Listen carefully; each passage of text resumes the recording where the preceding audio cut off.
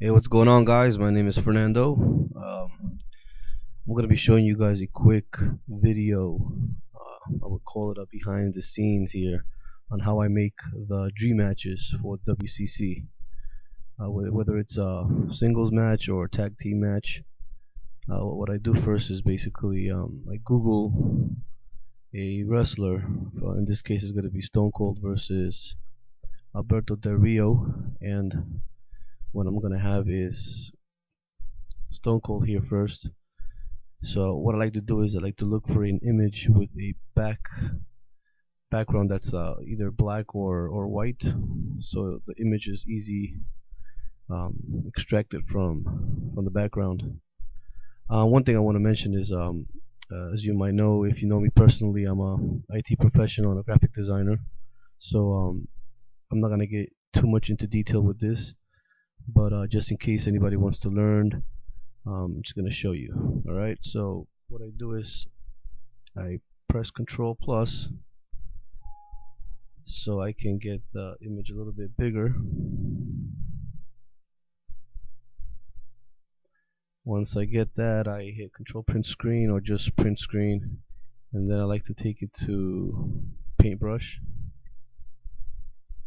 and paste the image, and then I like to extract by cropping out the image, and then take it to Photoshop. As you can tell, I already have a pre-designed template, so all I have to do is just turn off for example, the Wyatt family, and the shield can easily be turned off, as well as the names in the bottom. So I select the highest layer, which is the Wyatt family text, and right on top of that I would put Stone Cold. But before I do that, I would open up a page and paste the image that I extracted from paintbrush, and before I get rid of the background, I like to merge these two images and duplicate and make the image a bit sharper. So we're gonna leave it there, change the layer to overlay, and as you can tell, it's a little bit sharper than before.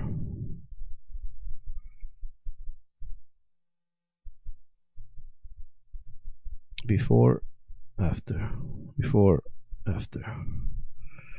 Okay, now that we have that, we're going to merge these two layers together, and now that we have the layers together merged, we are going to pick your magic eraser tool and just click outside. Now, as you can tell, the shirt got erased as well, so we're going to press Control Z and then just decrease the tolerance to maybe 20. And if it still does it, it's probably because there's a open pixel over here. So all you would do is just take a black marker, decrease your diameter on your brush and the opacity a bit, lower down the size,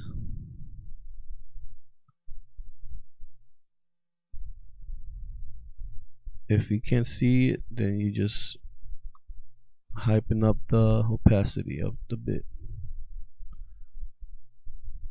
What is this doing is basically closing all the open pixels which the eraser tool detects. Bear with me, guys, I'm holding a mic here, so I'm doing this with one hand. Alright, once you have that done, you will commence doing what you did before.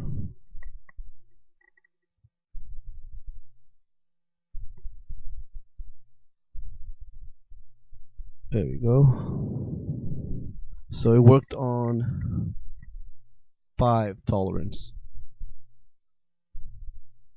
Now that we have that, we're going to hold on the Control key and click right on the square on the image on the thumbnail. As you can tell, it selects the whole image. We then copy merge, take it back to the template that we created, Control V,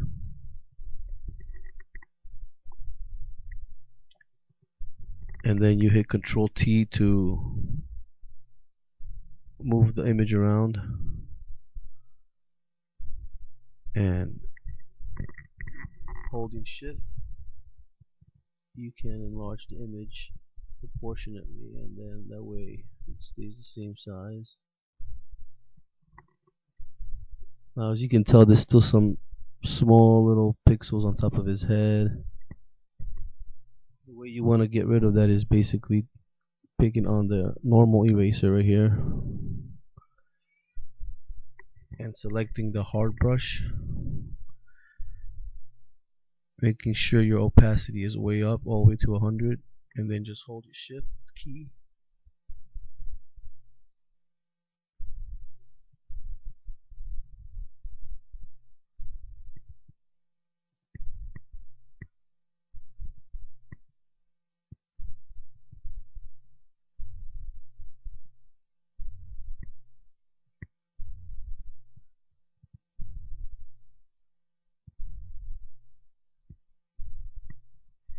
Now this takes a bit more time, but if you want to get it really perfect, you spend a bit more time on it.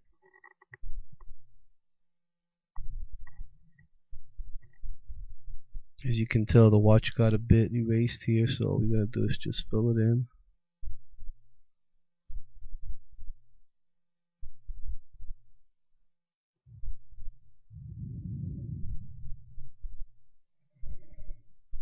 There we go.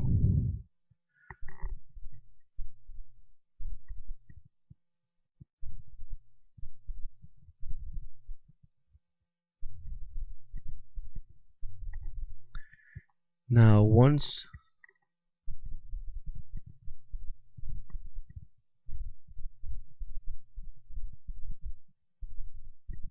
you have everything done here, what you want to do is you want to get that nameplate on front of the Stone Cold image, and we will find it by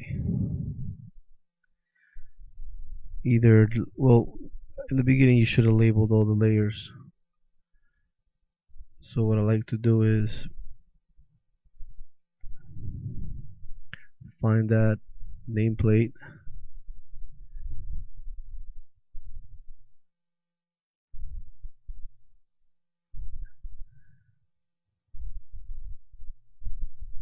it should be all the way on top. Let's see, I think it's this one right here. Yep.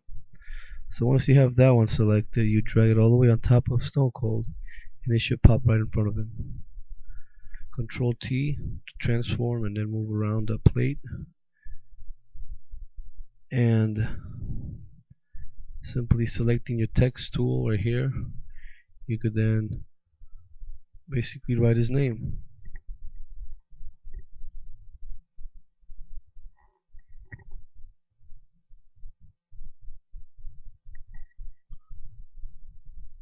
There you go.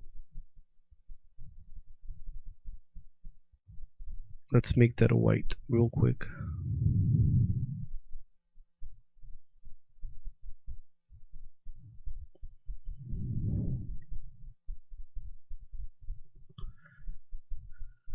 Alright, now we're gonna try to use the same effect that we had before on the white family.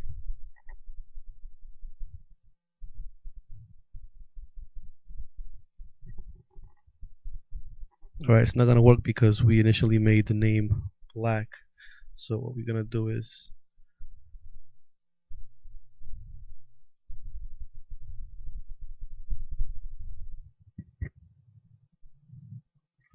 alright, we're going to do the same thing we did before, and this time we're going to use a white color for the font. And just flip this over, or just pick your color here.